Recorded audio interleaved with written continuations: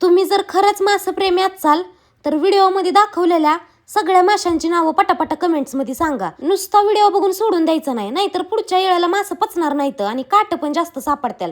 आयुष्यात पहिल्यांदाच गुलाबी खेकडा बघितलाय बरं का. अख्खं आयुष्य काळं खेकडं बघण्यातच गेलंय. पहिल्यांदाच गुलाबी खेकडा बघितला आणि माशामध्ये पण एवढ्या व्हरायटी असतात हे पहिल्यांदाच समजलं.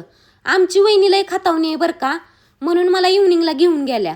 चला ताई म्हणल्या येऊ फिरून, आणि येता येता मच्छी घेऊन आल्यात बरं का. भावानी 1000 रुपये दिलं होतं, त्याची कशी कशी वाट लावली चला तुम्हाला सांगते.